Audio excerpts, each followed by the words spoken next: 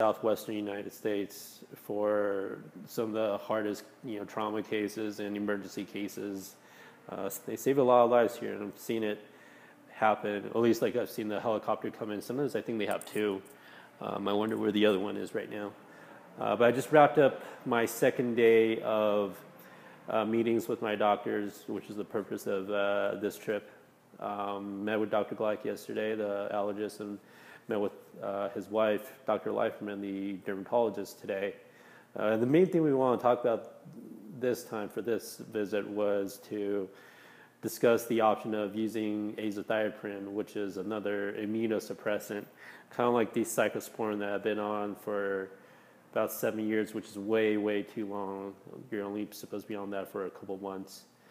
And earlier this summer, in June, I had tried a different similar medication called methotrexate, which also suppresses the immune system, but it's actually a type of chemotherapy. And I was just on very, very tiny doses for that, like 5 milligrams, and then even tried 2.5 milligrams, and the effects are just terrible. After the second week, I couldn't even get out of bed or lift a finger. I made videos about that. And always felt like somebody was standing on my chest. And even by the third week, my skin, the quality of my skin started to change. It became less elastic, looked more like hard plastic, not even like saran wrap. It's not like that. Sometimes you get like this nice, like a thinner saran wrap look to your skin. No, it was thick and hard plastic. It was not very fun. So I stopped that, and immediately after stopping it, methotrexate, I felt a lot better. But again, we're back to square one, where I need to get off of cyclosporin just because I've been on it for way too long, and just couldn't find a similar replacement that I can even tolerate, let alone check how well that does to contain my allergies and my eczema and my asthma. So Azathioprine is the next best option. We were going back and forth between that and methotrexate. We just said we'll just try one at a time and see which one sticks. It's not a pure.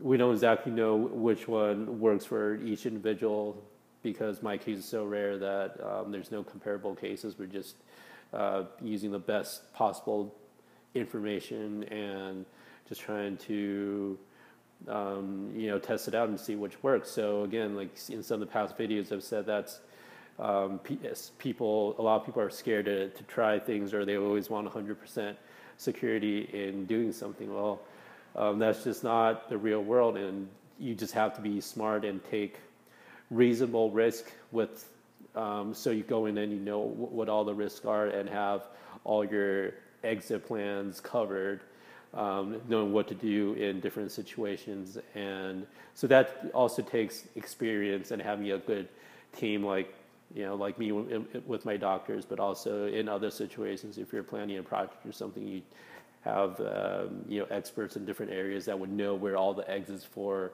their specialties are. Or how to contain and how to deal with emergencies that arise. So that's a plan. When I go back, they think I'm ready, even though I'm flaring up quite a bit recently. They think I'm ready to try Azathioprine. So we're going to start really with a really low dose, about 25 milligrams probably. That's about half of what's prescribed for my weight, and slowly inch it up and see what happens. And then by the time we get to about 100 or so milligrams on the Azathioprine, then to think about cutting back on the cyclosporin. But yeah, so for while I'm transitioning, I'm going to be on both medications at the same time, because I just can't stop cyclosporin for even half a day.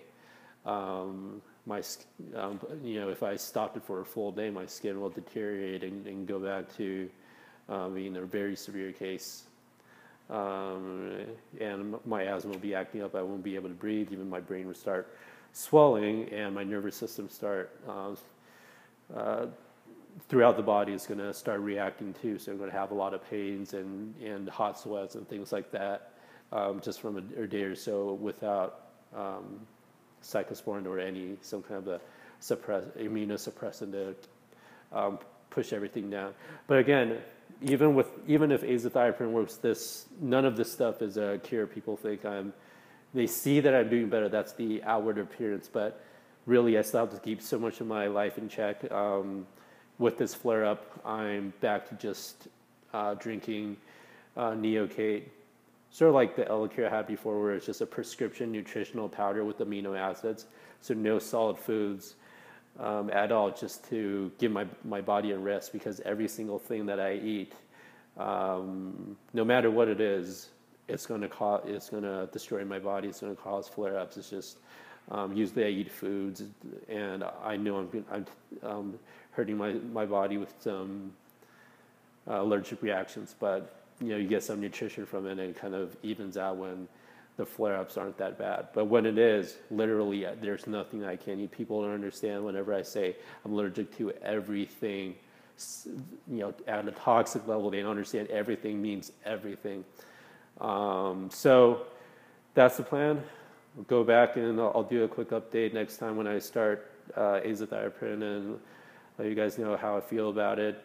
Supposedly it works really well, and people tolerate it really well, most of them without any side effects at all. So we'll take it slow and see what happens. It should take a couple months for us to really see anything, and hopefully that'll be the case, because that means I'm tolerating it better than methotrexate, which in a week or so we knew that it wasn't going to work. Okay. See you guys soon, and leave any messages or questions you have. If you have tried any of these medications or have questions about like how you're handling your illness, let me know.